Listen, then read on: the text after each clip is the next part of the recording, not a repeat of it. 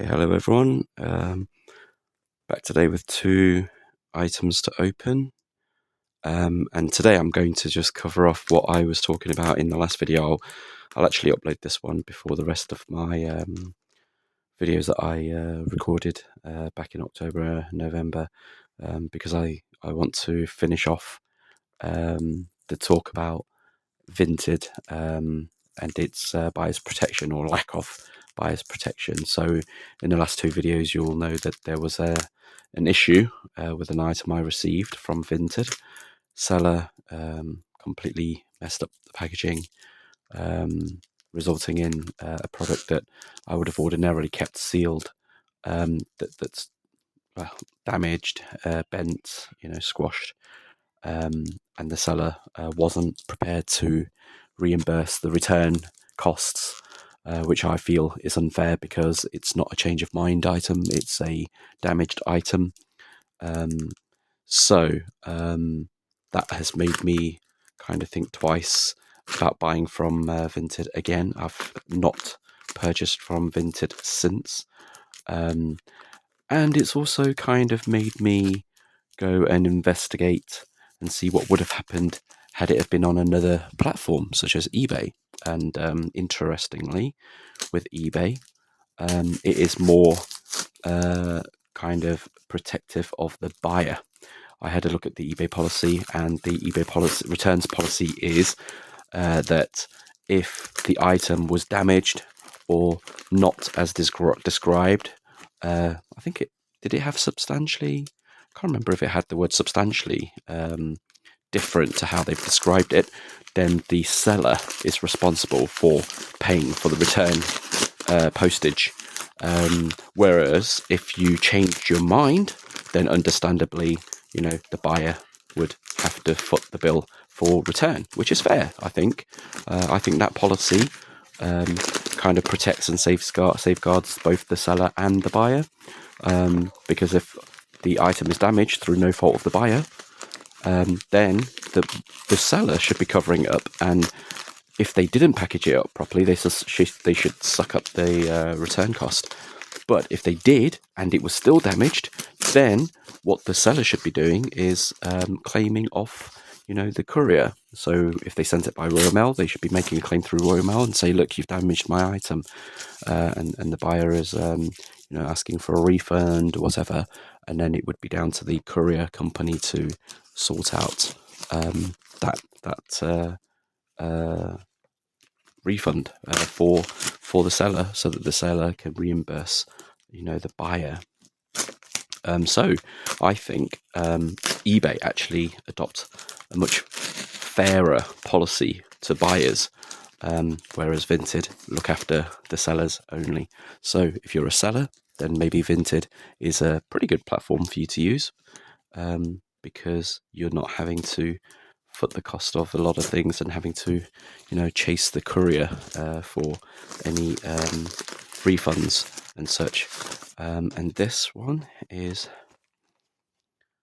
the Champions Path box set. Yeah, I actually won this quite well. Not this exact one. I think it was Hatterene, the one that I won. This is from eBay, and unfortunately, not great there. Unfortunately, the seller sent it to the wrong address, the postcode. They missed one letter from my postcode and it went somewhere else. And I had to prove that it wasn't my address by. Luckily, they sent it by recorded, and it was Every, and they take a photo, and the photo it looked like it's a pub, basically, and the map where they said they delivered it to isn't my hometown, isn't my city. So the seller was really good about it and offered to send me another one, but they didn't have a Hatterene, so they sent me this. They asked me if this one was okay, and I said, yeah, that's fine. It doesn't have to be Hatterene. I bought this because of the Champions Path booster packs. I don't have any, and the ETB is going quite expensive right now. And I actually bought this one quite cheap. These are going for about £30 plus. What did the seller was selling it for £29.99, I believe, with a best offer, and I put in an offer, something silly. I think it was £15 or something, and then it was about £5 delivery or something like that. So I ended up paying about £20, and they accepted. Um, so yeah, the seller really lost out on this one. Not only sending one to the wrong address, but then having to repost another one to me. So I kind of feel sorry for the seller, but it's not my fault. I didn't. They should have checked the postcode. As bad as it sounds, it is true. And thankfully they offered another one. I thought they were just going to reimburse me and call it just a straight loss. But no, they posted another one, which is really nice of them. And they sent it by I think it's probably because it's Christmas. So that, to be fair, the seller's really, really nice. He didn't actually ask whether it was a present for anyone, but they sent it by special next day delivery. And I looked at the can you see the cost on here? Look at this. I just really want to emphasize how nice this seller is. Can you see that? £9.35 for a special delivery. That's unbelievable. I mean, I was grateful that they would send one back rather than just reimburse me. But to send it by next day special delivery, that's just amazing. They definitely lost on that sale, without a doubt. Okay, so this one I bought the. I don't know if people watching know about this set, but it's from the Pokemon holiday calendar. So you can see here it's got the special stamp for the winter. You've got a snowflake there. And I bought this specially for that, really, nothing else. The holiday calendar is actually quite expensive. They're all going for about 40 quid. £40, and I don't know whether the holiday calendar is worth buying at that price, because I don't know if it is going to be a good investment. I mean, for a collector, maybe. I think there's currently 3 holiday calendar sets out there, dating from 2022, I think. Maybe in 2021, I don't know. So yeah, for any collectors out there, if you really want to have the full up-to-date collection, it's not too late.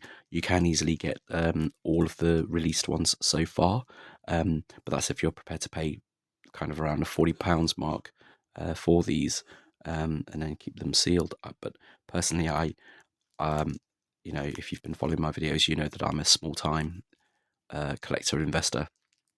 I don't have tons of money to throw at this hobby, and the way I see it is, I don't know whether those will go up in value enough for me to invest time and money looking for those sets. And I generally try to find things that I think not only is it good for a collector, but it could increase in value, so I can maybe pass it down to my children, and stuff like that. But this particular, I mean, the cards are good because it's stamped. You can't get this snowflake stamp without buying the holiday calendar set. So I opted for buying these individually rather than buying the actual holiday calendar box. So yeah, this allows me to have those, the cards, as well as joining in kind of with that side set. I think that it should be 8 cards. I think there's one card missing. I can't quite remember which one it is though. But that's minor. I mean, I don't have the full set, but I might be able to pick it up as a single card somewhere else.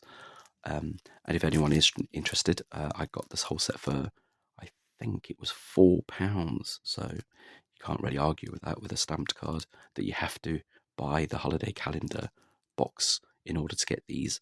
So it works out to almost 50p each. For me, that's a win, because it's £4 including delivery as well, if I remember correctly. So I paid a total of £4 to get this delivered to me, and it is quite a nice set of cards actually. I do quite like the snowflake. It's different to obviously the other stamped cards that you can get. But yeah, this is just for the festive holiday calendar box that comes out. At the moment, I think it's every year.